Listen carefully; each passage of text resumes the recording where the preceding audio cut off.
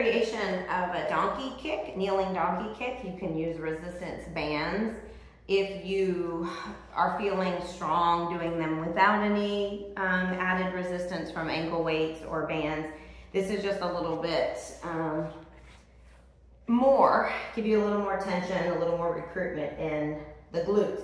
So when we focus here on these donkey kickbacks, we want to have a nice tight core. So we want to be in a good tabletop position here, shoulders over the wrists and then the knees underneath the hips. When we adjust my furniture here, when we extend back and kick our working leg back up, so what I've got here is the bands around my ankles, and then I'm going to loop one of them over the bottom of my foot. And when we kick straight back and up, we want to keep a nice tight core, so no arch in the back. We want to make sure the belly doesn't drop and the tailbone doesn't lift. We're going to make sure to drive through the heel and squeeze into that glute. So we kick straight back and up. Doesn't matter how high we go, but we want to make sure we're not externally rotating in the hip, but we're kicking straight back instead.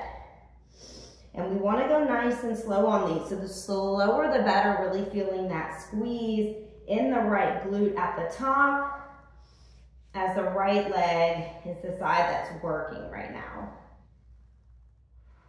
So big squeeze at the top. I like to do these at the beginning of a leg workout. So before I'm going to do my compound lifts, it just helps me to pre-activate that glute, get the mind muscle connection, and then hopefully they activate a little bit more when I get into my lunges or my squats or my hip thrusts or whatever it is that I'm working this day. So we'll switch the legs out. You can just loop it right over to the other side, and then the non-working side, it's right around your ankle. Belly nice and tight, slow and controlled. Drive through that heel, and then find that big squeeze at the top. Really engage into the belly here too, and that will protect your low back.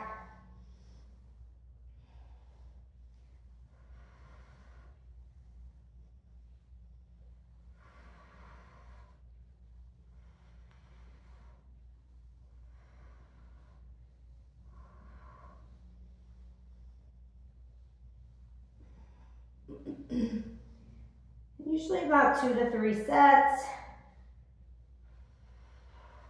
Just depends, of course, on your goals, where you're beginning, where you're at in your training, and what the rest of your workout looks like that day.